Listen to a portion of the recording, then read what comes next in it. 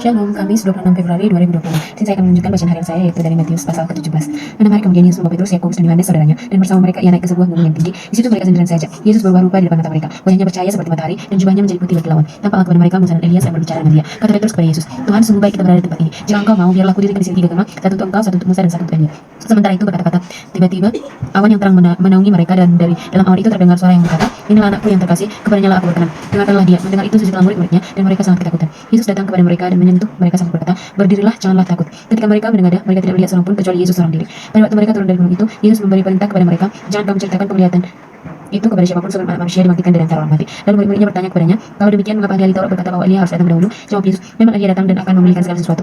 Aku berkata kepadamu, Elia sudah datang, tetapi orang tidak mengenal dia dan memperlakukannya menurut kehendak mereka. Demikian juga anak manusia akan menderita oleh mereka." Pada waktu itu mengertilah para murid bahwa ia berbicara kepada mereka tentang Yohanes Pembaptis. Ketika mereka kembali kepada orang banyak itu, datanglah seorang kepada Yesus dan berlutut di hadapannya. Katanya, "Tuhan, kasihanilah anakku, ia sakit ayan dan sangat menderita. Ia sering jatuh ke dalam api dan juga sering ke dalam air. Aku sudah membawanya kepada murid-muridmu, tetapi mereka tidak dapat menyembuhkannya." Kata Yesus, "Hai generasi yang tidak percaya dan sesat, sampai kapan aku harus tinggal di antara kamu? Sampai kapan aku harus sabar terhadap kamu? Bawalah anak itu kemari." Yesus menghardik dia, lalu keluarlah setan itu dari dia, dan anak itu pun sembuh seketika itu juga.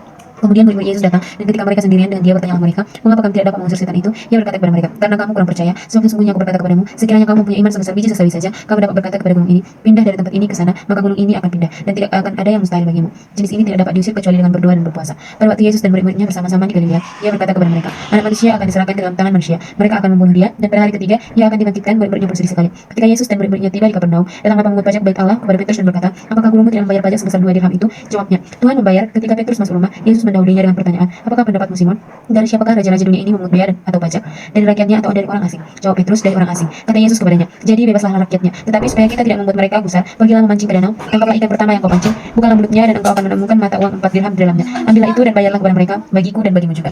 Demikian pembacaan firman Tuhan. Shalom.